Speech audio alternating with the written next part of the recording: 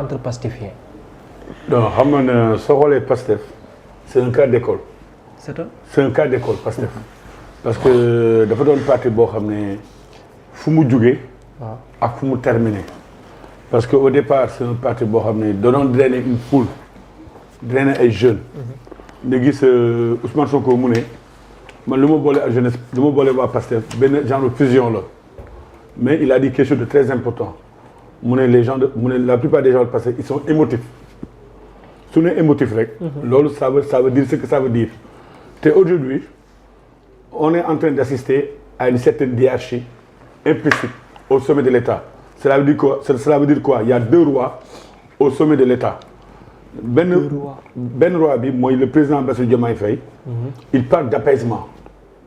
nga gis ku mel ni Ousmane Sonko il parle d'autorité.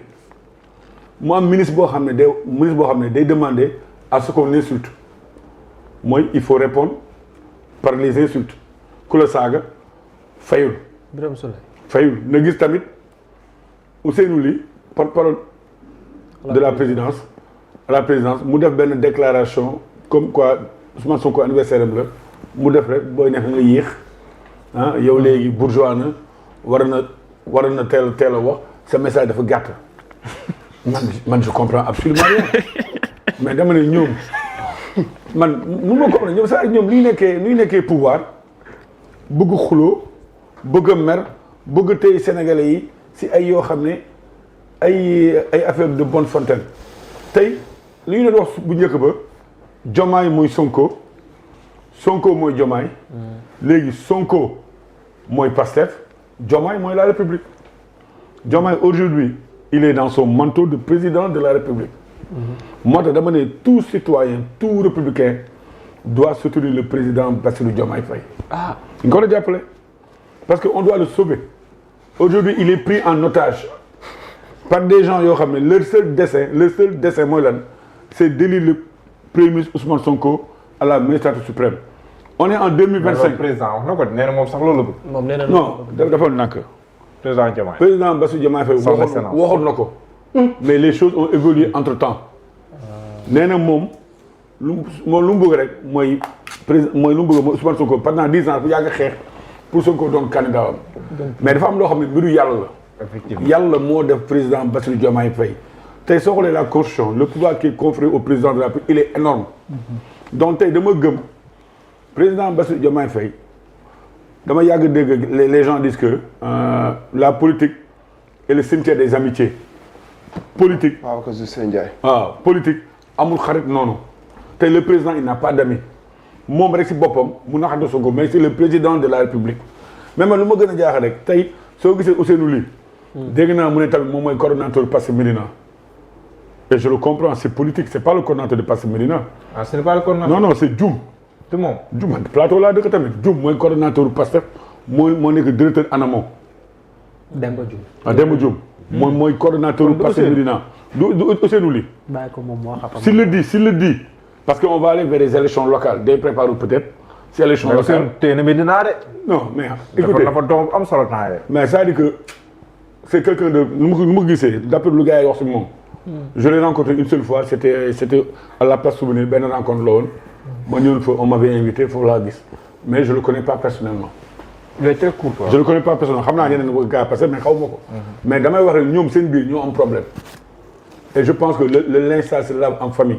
man fa laa ko meree mooy le fait que mu génn defaat vidéo pour justifier moom waru woon sax moom instant bi waru woon sax génnaat def sorte 2STV vous savez le pourquoi parce que le silence est d'or am na moment boo xam ne les gens l'ont attaqué par rapport ak anniversaire bi léegi pour loolu xam naa mu jéem rectifier bañ ko laajee question bi man dégg naa bu baax nga lay yow nooy def mu ne man du ma gàddani ko njiit mais wax moo grave communication dafa grave. si boppam la doon wax c'est-à-dire que boppam doon wax mais kuy dégg tamit day am ni woowee lees waxul man su ma nekkee Pastef parce que ils sont émotifs mais c'est normal ils sont émotifs ñoom du ñu demee avec le bon sens certains d'entre eux c'est-à-dire que émotif bi bu ko yóbbu si Papa Amadou yóbbu ko. non mais su ma nee man je parle pas Amadou. je parle pas yóbbu ko fii non je parle pas Yankoba je parle assez. non mais ma fi toogal parce que émotif. non xam moom bële passé. lépp loo wax ci Pastef man dama koy jël. waaw xam moom soo wala moom bële passé. il est preneur. moom bële passé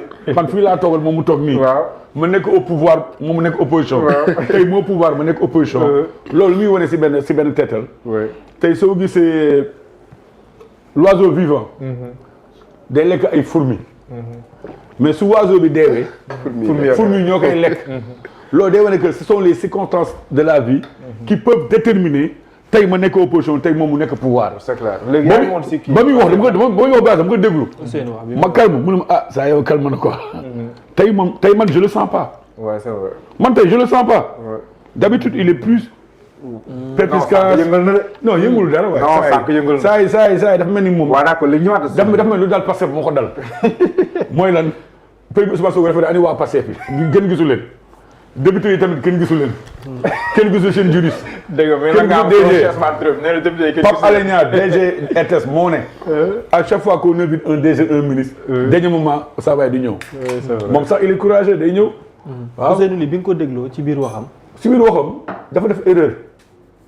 waru woon jënnaat def vidéo di jéem a justifier parce que moo tax. ñoom yi am benn ñoom seen politique dafa grave Pastef genre secte la dafa mel ni servitude volontaire ñoom Seydina Ousmane même la femme qui a insulté Boubou Ndour dafa ne man bëgg ma ko laal Seydina Ousmane moom fa la nekkee Seydina Ousmane war a ayatollah Ousmane ko léegi war ayatollah Khomeini moo tax man dama jaaxal man nii ba nekk au pouvoir su ma gisee président Macky Sall def loolu loo xam ne gëmuma ko dama koy attaqué moi je suis comme ça.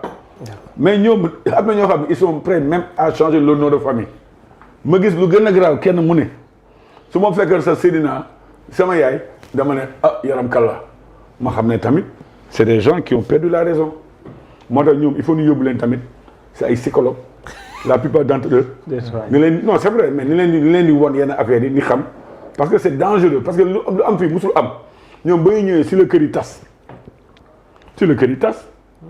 man chez moi soo gisee à l'entrée de notre couloir suñu impasse bi sama mbokk yaay dafa def passage Ousmane Sonko pourtant su ma nekkoon keneen damay xeex ak moom non mais c'est vrai su ma nekkoon keneen damay xeex parce que loolu c'est de la provocation moi je suis conseiller municipal amul droit def ko mais ñoom ñooy ñëw imposer loolu def passage Ousmane Sonko soo génnee si kër gis soom passage Ousmane Sonko keroog ma tase Oumar Youm sax réunion mu ne ma mais René yow vous êtes un démocrate hein je vis chez vous il y a passage Ousmane Sonko ma ne waaw loolu moo fa am de man nangu loolu et pourtant ça fait mal parce que amoon na ay jamono ku romb ne René est-ce que ko defoon Sacré-Cœur baat ku romb rek est-ce que René dama non du savez pourquoi ñun man dama gëm politique waru mun boole nit si yenn affaires yi mais ñoom Yankoba ñoom ñu ñëw indi seen xeex indi seen tàngoor indi seen lii. d'accord après man dama pose des questions mais lii ba musiba la. war yéen amul bouteille bi leen jox neen naan. moo tax neen changé. baabu jaaxal ma dama la Yankoba. Yankoba waaw looy tontu ci ay kàddu mais tam ban analyse moom boo ñëwee defal ci li xew wala lan moo xew biir Pastef. li xew ci lan.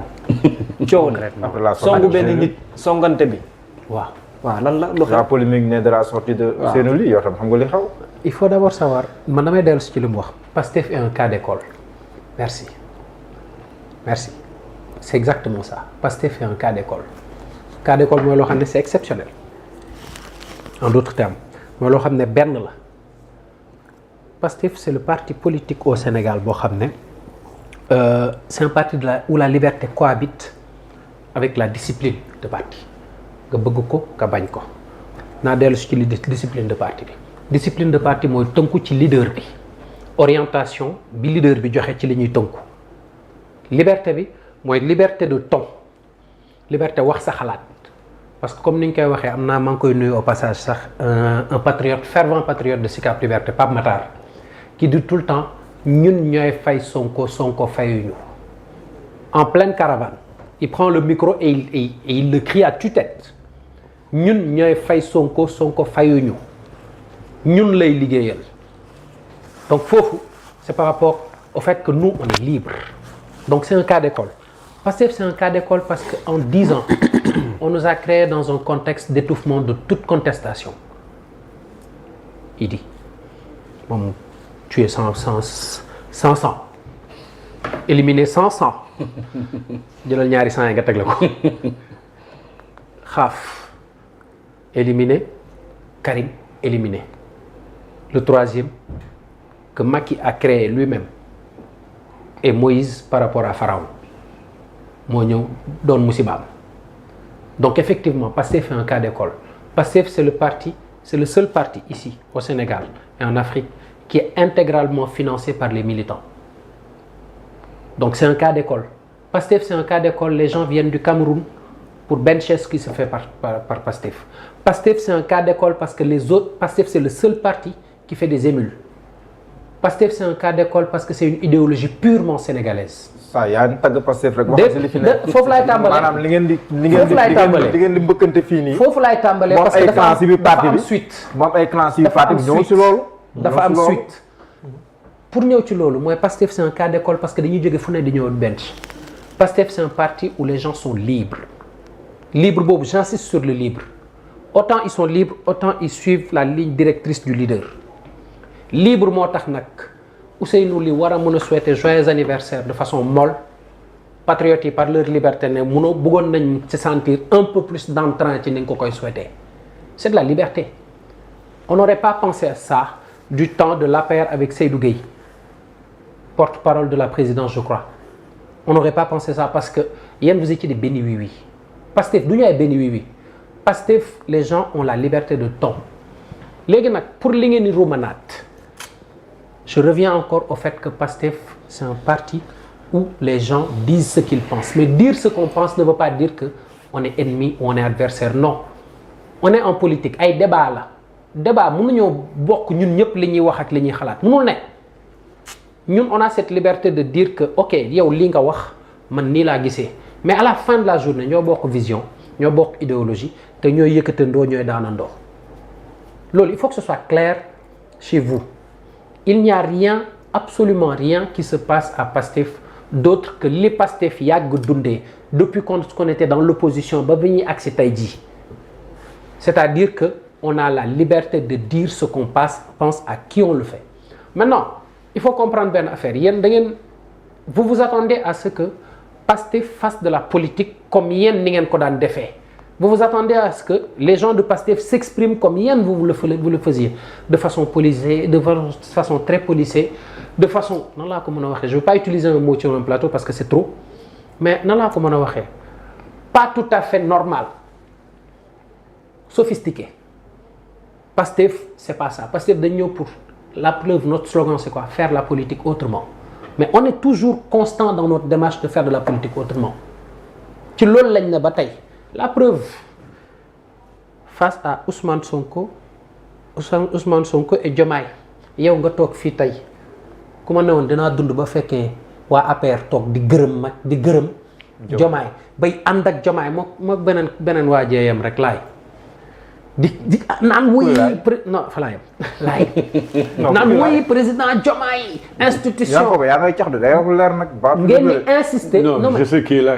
je sais pas qui est là. ngeen di insister sur. Il veut parler de Barthélémy Diaz. Je n'ai pas cité de nom, mais bon. Je sais c'est lui. C'est votre entière responsabilité. Yann, en fait, je ne sais pas si vous vous rendez compte du traquenard dans lequel vous êtes en train de vous engouffrer. Aujourd'hui, vous défendez le président. Ousmane Sonko et Diomaye Faye, dont vous disiez qu'il n'y a même pas 700 jours, pour ne pas dire 2 ans, que c'est un stagiaire, qu'il n'a pas les épaules pour être président, que vous avez traité de tous les péchés d'Israël. Vous êtes en train de... Vous ne savez même pas dans quoi vous vous enlisez. Vous soutenez le président Bassirou Diomaye Faye contre Ousmane Sonko. Oh, est-ce que vous vous rendez compte de ce que vous êtes en train de faire? C'est-à-dire que vous êtes pour Pastef contre Pastef. À la fin de la journée, Ousmane Sonko et Bassirou Diomaye Faye, c'est Pastef. C'est pas parce qu'aujourd'hui, il y a des discussions sur certains sujets, da ngeen jàpp ne dafa réeroo dafa am alors que réeroo amul tonalité bi moo changé mais c'est toujours la même chose il n'y a rien qui se passe à Pastef qui mérite que ngeen ciy def. il y a un malaise yow tamit. le mot de trop. non le mot de trop. un malaise mais la preuve. le mot de trop. de la présidence génn wax ngeen songu ko mun obligé génnaat pour le rat il y a un malaise. xam nga wax ci mbooloo dafa métti surtout ci wax ci ñoo xam ne dañu bëgg ki ngay wax man Ousseynou on n'est pas dans la même section mais on est du même parti ce qui lui est arrivé ça peut m'arriver demain li chroniqueur yan chroniqueur yi naan accident de wax accident de làmmiñ accident de làmmiñ loolu gars yi dañ koy wax man accident de làmmiñ daal noonu laa ko mën a jàppee parce que ses propos ont été mal interprétés et il a été obligé de sortir pour l'expliquer mais Ousseynou lan la wax kilifa kenn du ko looloo téye wax ji yëpp kenn du ko gàgganti ci mbooloo mais on pourrait lui retourner la même chose si tant est que daf ko war a def on pourrait lui retourner la même chose parce que il l'a dit sur un plateau il l'a dit sur un plateau il aurait pu s'abstenir de le dire sur un plateau mais sa langue a fourché c'est quelque chose qui arrive à tout le monde pas ba mu ko defee patriotes yi dañ jóg wax mais patriotes yi bàyyiwuñ sax Bassirou Diomaye Diakhar Faye qui est notre président de la République quand ils sont pas d'accord avec lui ils le lui font savoir mais la preuve moom sonal ngeen ko Facebook moom. non du sonal c'est que xam nga lan mooy problème bi encore une fois c'est la politique autrement ça ne veut pas dire que on se tire dessus on exprime quand on n'est pas d'accord on l'exprime c'est ça Pastef ça ne veut pas dire que ànduñu au contraire tey lañ gën a ànd mais quand l'opposition l'opposition bi dem bay tàcc le président dem bay naan mais macha allah yal na yàlla xeeb doole dem bay naan peuple bi faites bloc autour du président de la République parce que moom ngeen fal mais c'est excellent qu'il continue comme ça naan kay moom day jaawale ngént ak leneen qu'il continue dans cette lancée jusqu'en 2029 ngént ak dëj nañ kon ne di féliciter président de 2029 Ousmane Sonko dafa am lu mu musoon a wax dafa je vais utiliser un mot qui va vous choquer dafa prophétiser woon ça me choque pas waaw je suis un poète. Hein? Je suis un poète, ça me choque pas. Parce que vous avez osé dire que ñun on est des émotionnels, on idéalise, on le déifie limite. Il est unique.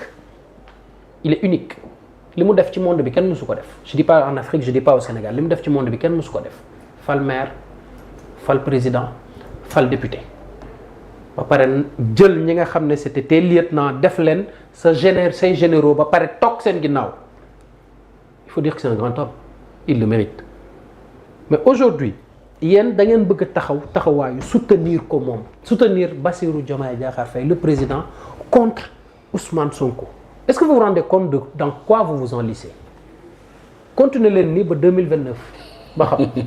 mais est-ce que nekkul tamit benn jaxasoo wala benn manque de contrôle au sein d'un propre parti au sein même de votre propre parti politique parce que quand on voit tey dem ba ñenn ñi amatuñ sax fit di wax ne quand je parle li arrivé Ousseynou li mën na ma arrivé tey. ñu bëri sax fi mu toll nii delloo. voilà ñenn ñi dem sax ba ça arrive am na ñoo xam ne ñun on les contacte pour des émissions mais li ñu lay tontu carrément non mais contexte bi moom baaxul quoi.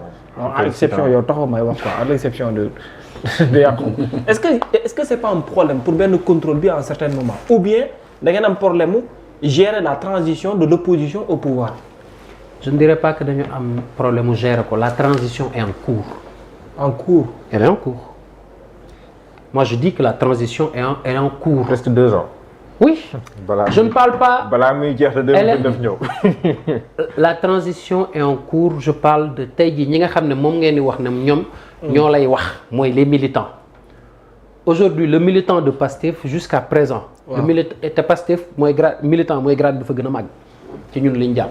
Le militant de Pastef jusqu'à présent aujourd'hui, il est dans une posture de qui attaque, je t'attaque. C'est comme ça que fonctionne le militant de Pastef. Et jusqu'à présent, nous, militants de Pastef, on est dans une posture plus ou moins défensive. Ku ñu dal la. Parce que, quelque part, jusqu'à présent, on n'est pas encore entré dans les habits de militants d'un parti au pouvoir. C'est la triste réalité. Et les deux camps yi ngeen bëgg a samp biir parti bi ma wax la Ali Kala ji mooy dafa mel ni ci logique gu samp ñaari camp ci benn parti politique ngeen nekk ñii avec Diomaye ñii avec Ousmane Sonko. Ils sont tous avec Pastef. Ah bon? Oui. Pourtant tuuma yi jëm ci Ousseynou ils sont tous avec Pastef. li ñuy tuumaal Ousseynou loolu. dafa mel ni il y a un clan Sonko et un clan Diomaye. Un clan Diomaye, clan Sonko. Kaddu clan man du ma ko jëlaat. Parce que je n'ai pas ce niveau d'information pour dire qu'il y a des clans dans Pastef. Je n'ai pas ce niveau d'information. Ce président parti wax nga ko ngay kii da koy remettre en cause. C'est pour ça que je parle de niveau d'information. D'accord. C'est pour ça que je parle de niveau d'information. Man je ne suis pas en posture de mirador boo war a mën a gis lépp mais man fa ma nekk gisuma fay clan te je ne connais pas de clan dans les instances de Pastef mais je n'ai pas ce niveau d'information pour les identifier man. D'accord. Et aussi c'est encore une bonne chose. li président parti wax moom rek xam kon. déedéet niveau d'information. yow li nga wax nii loolu Ousseynou la wax kay kon kay bu yàggee moom xanaa moom rek ko yëg kon. bu dee loolu nga bëgg dégg tamit loolu ngay jàpp parce que xam nga yéen journaliste ngeen li leen arrangé rek ngeen di jël mais il faut ngeen jàpp benn. mu toll naa ñaari clan yi des néew. muy waaj ñuy raam ñëw mooy clan Sonko clan Diomaye. Sonko clan Diomaye. parce que nee nañ ko fu mu toll nii yow tànk nga taxawee mooy dafa mel da nga bëgg a weddi Sonko gëm Diomaye te fii ku fi géem a weddi Sonko ñu teg la sa place ku wax loolu. résumé loolu ngeen wax mais ñi koy critiquer ñi koy commentaire ak ñooñu sens boobu la ñuy waxee. ñi koy critiquer ay kàddoom la ñu am nuñ ko déggee dal ci kawam man mi tey jii su ma fi waxoon naka sudul noonu noo xam ne c'est à interpréter du genre que moi je suis en train de remettre en question l'autorité de Ousmane Sonko noonu la ñuy dalee sama kaw. D'accord. kon l'autorité de Ousmane Sonko kenn du ko remettre en cause au sein de Pastef. Qui va remettre l'autorité du leader? C'est un guide suprême. C'est le guide de la révolution. Moi je l'appelle comme ça c'est le guide de la révolution. Ba Amadou Mbaye noo gisee coow li ci biir Pastef ñii di naan pro Sonko ñii pro Diomaye dem nañ sax bay wax loolu ñenn ñi ku génn wax ñu ne kii dafa mel ni léegi fii la féetee au détriment de l'autre. ak loolu si code pénal wax. Non bi yoon moom. yàlla parce que juriste bi baal na moom quoi. Babacar. waaw. En tout cas opposition interne boobu noonu nga xam ne ñu ngi koy constater en tout cas biir Pastef répercussion yi muy am day am une répercussion en tout cas ci république bi. Et malheureusement